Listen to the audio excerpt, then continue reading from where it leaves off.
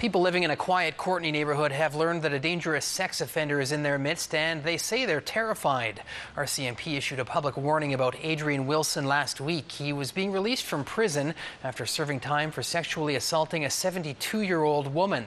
Now he's living with family in Courtenay, just steps away from a popular park and an elementary school. Darkness is beginning to fall over a popular park within the city of Courtenay, but some who frequent here are worried that a newly released sex offender may show up here. That's because the man lives just a short distance away. The neighborhood is full of elderly people, it's full of children, it's full of people that live by themselves. So, of course, there's a kind of a heightened sense of awareness. This man didn't want his identity revealed on camera because he lives in the same neighborhood where 33-year-old Adrian Wilson was released to on Friday. Comox Valley RCMP took the unusual step on Thursday to warn the public Wilson would be released. This neighbor says he and many others are now worried. I don't think anybody's going to be a vigilante. I don't see that happening. What I see is that we do things like we lock our doors. We're aware that he lives in the neighborhood. We give him a chance to try to succeed. But at the same time, though, his track record is not great.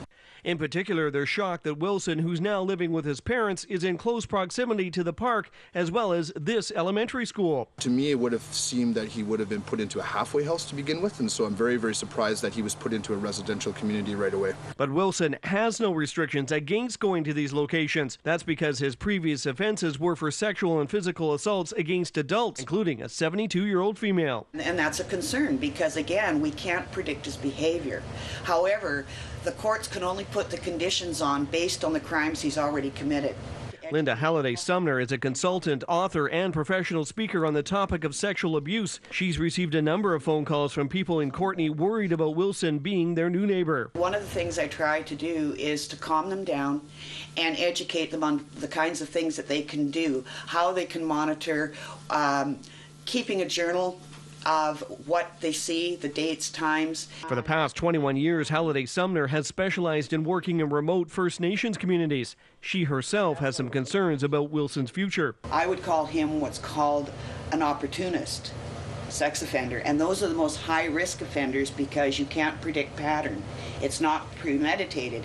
It's the opportunities there and they act on that. I did go to Mr. Wilson's house twice today to try to get an interview with him to find out his views on how he was going to integrate back into the community. He declined our request. He said he was too busy trying to get his life back on track and was also studying for a first aid ticket. RCMP say if someone does witness Adrian Wilson violating any of his parole restrictions, they should contact them immediately. Gord Kurbis, CTV News, Courtenay.